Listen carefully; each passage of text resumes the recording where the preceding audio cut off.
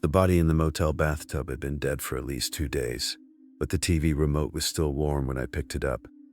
I remember that detail more than the smell, honestly. Room 214 at a roadside motel outside Flagstaff. Middle of January. Freezing rain hitting the windows hard enough to sound like pebbles. I was there because the county sheriff's office had asked for outside help reviewing old evidence handling on a homicide that suddenly connected to a newer case. Now, at the time I worked forensic intake for a private lab contracted by multiple departments, mostly chain of custody audits and evidence review, paperwork stuff, boring usually. But this case had everybody tense before I even arrived, because the victim in the bathtub wasn't supposed to exist. According to Arizona DMV records, the man had died in a house fire 11 years earlier. Same fingerprints, same name, same scar above the left eyebrow. Officially dead for over a decade. Yet there he was, bloated in dirty motel water with a fresh room key sitting beside the sink. The sheriff handling the scene, Morales, kept repeating the same sentence under his breath. Somebody knew we'd reopen it. I didn't understand what he meant then. I do now. The motel manager claimed nobody had entered room 214 since the previous afternoon, but the security footage already had problems. Timestamps skipping, hallway camera freezing every few minutes. At 2:07 a.m., there was a full gap lasting almost 19 minutes, long enough for anybody to enter or leave unnoticed. While deputies photographed the bathroom, I started documenting objects around the room. Half-eaten burger, 2 unopened beers, cheap burner phone on the nightstand with no SIM card. Then I noticed the TV volume was set to exactly 1, not muted. 1. And underneath the TV cabinet was a folded motel notepad page with handwriting pressed so hard it tore slightly through the paper. He asked if I remembered the basement. That was all it said. Morales saw it over my shoulder and went completely still. I asked if it meant anything. He took too long answering. Finally he said, "Don't put that in your verbal report yet," which immediately told me it mattered a lot. About an hour later, while the coroner's team removed the body, one of the deputies discovered muddy shoe prints outside the bathroom window. Problem was, room 214 was on the second floor. No balcony, no fire escape beneath that window either. Just slick concrete 15 feet down. The deputy joked maybe somebody climbed up during a storm. Nobody laughed. We checked the guest registry next. The dead man had signed in under the name Victor Hale, using a Nevada license that turned out fake. But the signature on the motel form matched archived signatures from the man declared dead 11 years ago. Same loops in the H, same pressure marks. That's when Morales finally explained part of it. Back in 2015, before I worked with them, there'd been a case involving missing evidence from a child abduction investigation in northern Arizona. Small town, national attention for a while, then nothing. The prime suspect supposedly died in a house fire before trial. End of story officially. Except certain detectives believed evidence had been intentionally destroyed before the fire, including surveillance tapes from a storage basement beneath the old sheriff's annex. Basement, same word from the note. I asked Morales why reopening the file now mattered. He said, 3 retired investigators connected to the original case had died in the last 14 months.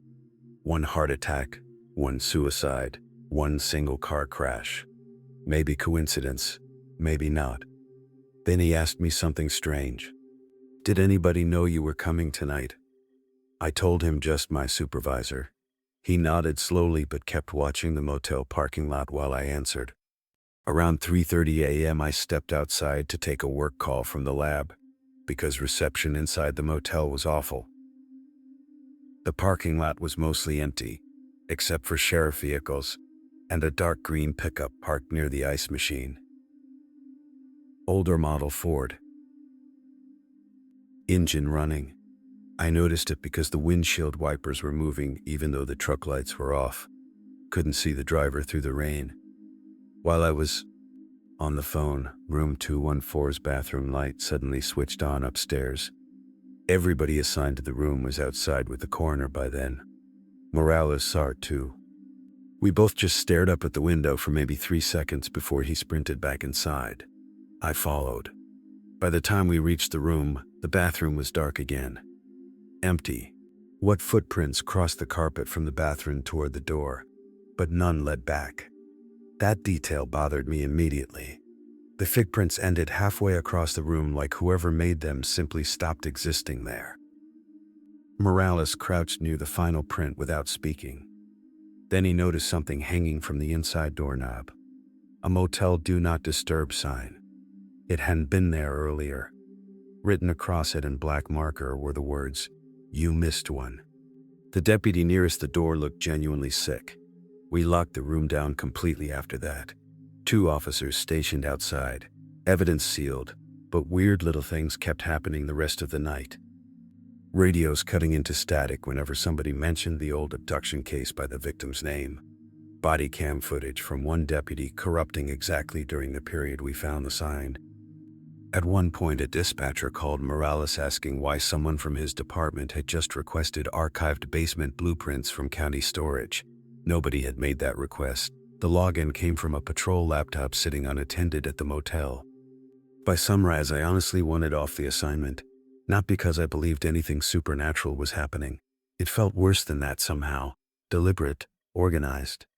Like somebody stayed just close enough to the investigation to manipulate tiny pieces in real time. Around 9 a.m., I drove to the sheriff's annex to deliver preliminary chain of custody paperwork. The building itself looked normal. Old brick government structure, fluorescent lights buzzing overhead. But people were tense, too quiet. A records clerk asked casually whether I'd been in room 214 alone at any point. When I said no, she looked relieved, then embarrassed for reacting at all. I found Morales downstairs in archive storage reviewing old evidence boxes. He barely slept. There were coffee stains all over his notes. On the table beside him sat several VHS tapes sealed in evidence bags. Basement footage from the original investigation, previously listed as destroyed in the fire. I asked where they came from. Morales said somebody anonymously dropped them in the overnight evidence locker 3 hours earlier. No cameras caught who delivered them because the exterior security feed froze for exactly 7 minutes during the storm. Of course it did. One tape had fresh moisture on a plastic like it had been left outside recently. Morales asked if our lab could digitize them fast. I agreed, though honestly my stomach tightened just touching the bags, because if these tapes were authentic, somebody had hidden critical evidence for over a decade. We started reviewing one tape immediately, using an old monitor downstairs. Grainy, black and white footage. Basement hallway. Timestamp, March 2015. At first, nothing unusual. Detectives walking through carrying boxes. Then, around 1:13 a.m., a man entered frame from the far stairwell. Everybody in the room went quiet because the man looked exactly like Victor Hale. Same face as the corpse from room 214. Same jacket too, weirdly enough. He walked directly toward the camera, stopped beneath it, then looked upward like he knew exactly where it was mounted. After maybe 10 seconds, the footage glitched violently into static.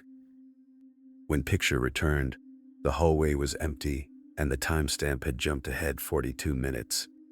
Morales replayed that section 6 times. On the 7th replay, we noticed something else.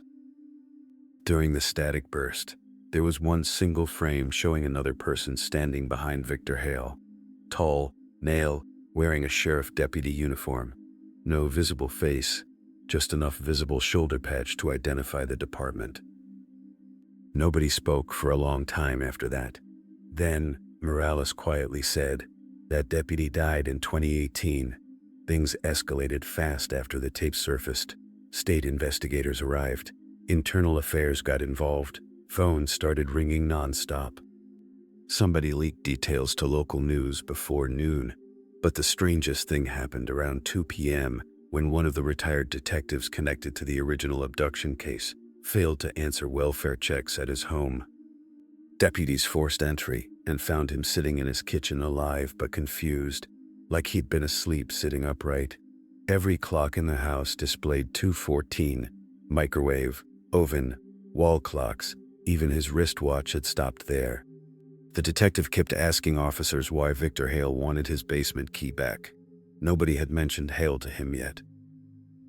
I spent most of that evening in the lab digitizing remaining tapes alone because everybody else got pulled into emergency meetings. Around 8 p.m., while converting footage, I started noticing repeated audio beneath the static sections. Very faint. Not voices exactly. Rhythmic knocking. 3 knocks. Pause. 3 knocks again. Same pattern repeating across different tapes recorded months apart.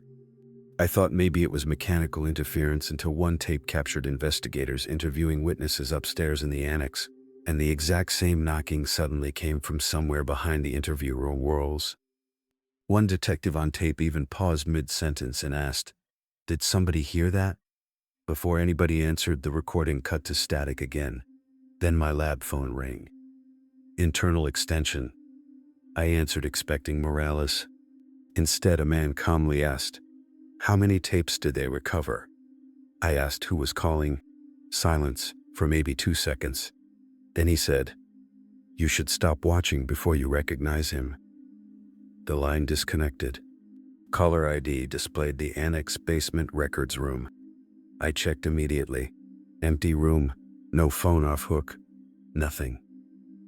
At that point, I finally reported the call to Morales, who looked more angry than surprised. He asked me whether anyone had spoken to me about Deputy Aaron Pike yet. I said no.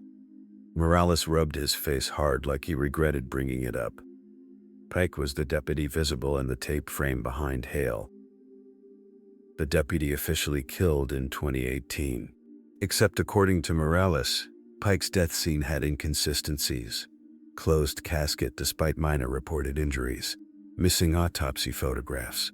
A funeral attended almost entirely by law enforcement. Then Morales said something I still think about constantly. 3 people claimed they saw Pike after the funeral. Every one of them later withdrew the statement. Before I could ask more, somebody started pounding on the annex rear door downstairs. Hard. Repeated. Everybody in the hallway froze because the building had already been locked for the night.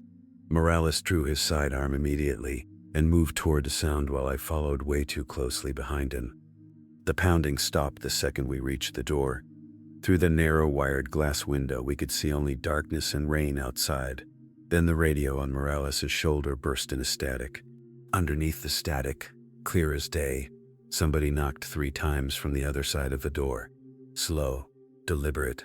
Morales yanked the door open fast enough to slam it against the exterior wall. Nobody outside. Empty parking lot. Rain blowing sideways, but directly in front of the doorway sat a cardboard evidence box soaked through with water. Freshly labeled in black marker, basement titles.